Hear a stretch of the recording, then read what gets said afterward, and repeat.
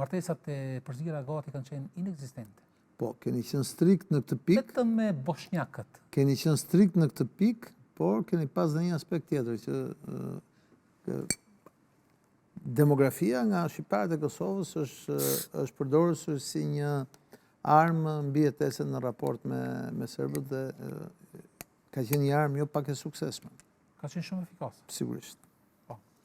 Pra, pasi e fillu këtë, si paraqitet situata demografike në rajon? Të marrim këto vendet që i kemi. Të gjitha vendet e rajonit janë me problematika të mëdha mbi demografinë, edhe për shkak të lindjes edhe për shkak të migracionit. Problemi më të madh sot në rajon e kanë vende të tilla si Serbia, Shqipëria, Maqedonia. Po edhe Malizi, domethënë, po këto janë vendet me sa më afër ti afrohesh Bashkimit Evropian, aq më shumë është ky prioriteti për të bërë pak fëmijë, për të rritur cilësinë e jetesës, për ashtu po. E kemi të pashmangshme këtë. Ilir, sipas statistikës të fundit, pra censusit të fundit në Kosovë, ne kishim më pak banor, pra 1.600.000 banor në Kosovë, duke kishim një rënje prej 200.000 banorëve në krahasim me 10 vitet më herët.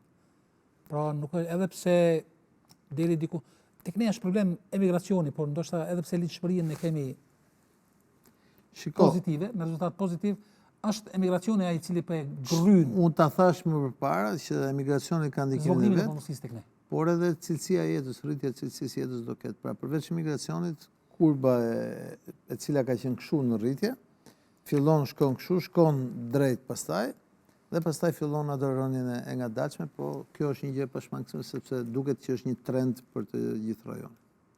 Shqipëria si qëndron? Në Shqipëri kemi katastrofë.